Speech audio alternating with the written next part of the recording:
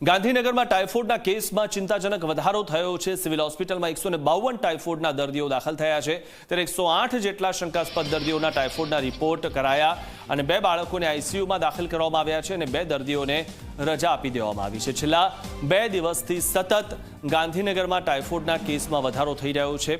પહેલા 108 દર્દીઓ સામેલ થયા હતા, 108 જેટલા શંકાસ્પદ દર્દીઓના ટાઇફોઇડના રિપોર્ટ કરાયા હતા, તેમાં હવે સતત વધારો થઈ રહ્યો છે।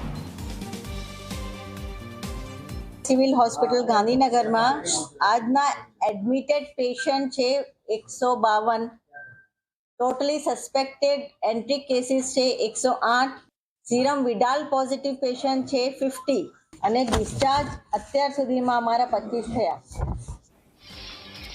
તો ગાંધીનગરમાં ટાઇફોઇડના કેસ વધતા કોંગ્રેસે ચીમકી ઉચ્ચારી છે। ગાંધીનગર શહેર કોંગ્રેસે કોર્પોરેશન ઘેરવાની ચીમકી ઉચ્ચારી છે। પાણીની લાઇન તૂટવા મામલે જવાબદારો સામે કાર્યવાહીની માંગ કરી છે। પ્રભાવિત વિસ્તારોમાં ટેન્કરથી પાણી આપવાની પણ તેમણે માંગણી કરી છે। જવાબદારો સામે કાર્યવાહી નહીં થાય તો કોર્પોરેશનનો ઘેરાવ કરવામાં આવશે તેવી કોંગ્રેસે ચીમકી ઉચ્ચારી છે। અમારી માંગણી એ જ છે કે જે વિસ્તારમાં આ ડ્રેનેજ અને પાણીની લાઈનો જ્યાં ભેગી થઈ ગઈ છે ત્યાં અત્યાર પૂરતું તમે પાણીના ટેન્કરો ત્યાં એમને આપો તો એમને સ્વચ્છ પાણી પીવા મળે। જો આમ તે 12 કલાકમાં આમ નહીં કરે તો અમે જ્વલંત આંદોલન જીએમસી ખાતે કરવાના છીએ।